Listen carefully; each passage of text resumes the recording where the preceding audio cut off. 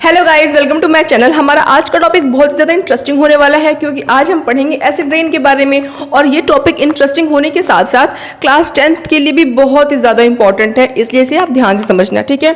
तो आज हम बात करते हैं एसिड रेन के बारे में। तो एसिड रेन क्या होता है और एसिड रेन क्यों होता है, ये बात आपके एक चीज़ पर डिपेंड करती है कि आप कहाँ पर रहते हो। अगर आपकी जो सिटी है वो बहुत ज़्यादा पॉल्यूटेड है, या फिर अगर आपकी जो सिटी है उसके आसपास बहुत ज़्यादा इंडस्ट्रियल एरिया है, फैक्ट्रीज है, तो वहाँ पे जो बारिश होगी ना वो एसिडिक इन नेचर होगी। अब ये बात भी सोचने वाली है कि ऊपर से जो बारिश आ रही होती है अचानक से वो एसिडिक क्यों हो जाती है। क्या जो ऊपर से बारिश आती है उसमें भगवान कुछ एसिड मिलाकर बारिश कराते हैं? नहीं ना। तो जो ऊपर से बारिश आ रही होती अच्छी खासी, जिसमें हमें भीगने में बहुत आनंद आता है, वो अचानक से इतना हार्मफुल क्यों हो गया है, उसमें एसिड कैसे मिक्स हो गया है। और आपको ये भी पता होगा कि जब एसिड रेन होता है तो वो हमारे लिए, प्लांट्स के लिए, जो हमारे किसान होते हैं उनकी जो फसलें होती हैं उनके लिए, एक्वेटिक एनिमल्स के लिए कितनी ज़्यादा नुकसानदेह होती है। तो एसिड रेन के लिए जिम्मेदार कौन होते हैं? हम होते हैं। कैसे हम जिम्मेदार होते हैं, आइए समझते हैं। अब एक बात बताओ, अगर आप जहाँ रह रहे हो, ठीक है, वहाँ पे बहुत ज़्यादा इंडस्ट्रियल एरिया है, बहुत ज़्यादा फैक्ट्रीज़ है, तो जो फैक्ट्रीज़ होती है उसमें फॉसिल फ्यूल बर्न होता है। अब जो फॉसिल फ्यूल जल रहा होता है उसके अंदर से धुआं निकल रहा होता है, उसमें मेनली कौन कौन से कंपोनेंट्स होते हैं? कार्बन होता है, ठीक है, सल्फर होता है, नाइट्रोजन होता है, ठीक है, ये सारी गैसेस होती हैं।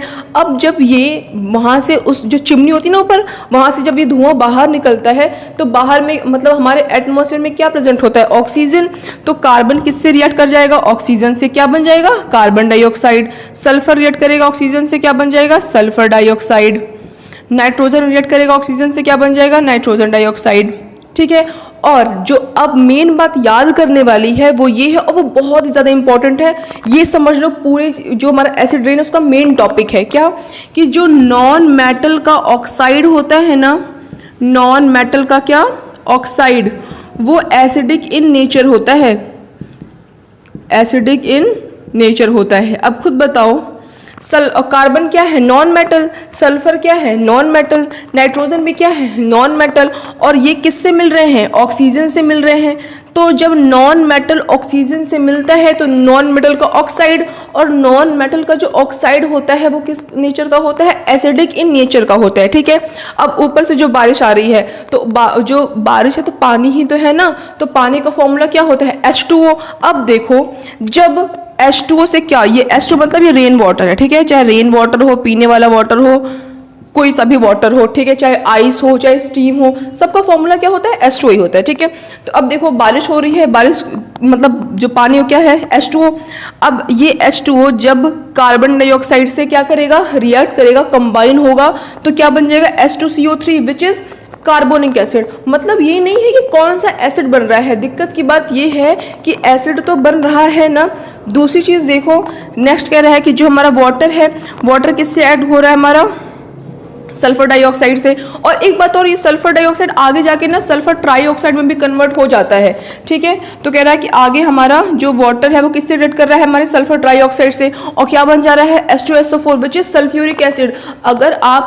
अगर आप केमिस्ट्री को थोड़ा भी जानते हो ना, इफ़ यू लव केमिस्ट्री, तो आपको पता ही होगा कि हमारा जो सल्फ्यूरिक एसिड है वो कितना खतरनाक एसिड है ना। तो ये हमारे लिए कितना ज़्यादा हार्मफुल हो सकता है, आप सोच ही सकते हो, अंदाजा तो लगा ही सकते हो।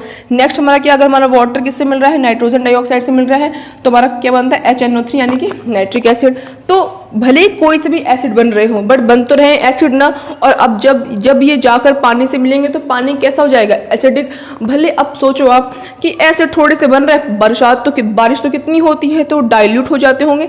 भले वो डाइल्यूट हो जाते हैं, भले वो ज़्यादा नुकसान नहीं करेंगे, बट फिर भी हमारे मॉन्यूमेंट्स के लिए, जितने प्यारे प्यारे मॉन्यूमेंट्स जैसे ताजमहल, कितना उसको नुकसान पहुंचता है। जो किसानों की जो फसल है, जो एक्वेटिक एनिमल्स जो कि पानी में ही रहते हैं, एक तो उनमें भी मतलब बारिश का पानी गिरता है, आसपास की जगहों में से वहाँ पानी चला जाता है, तो उनको कितना नुकसान होता होगा।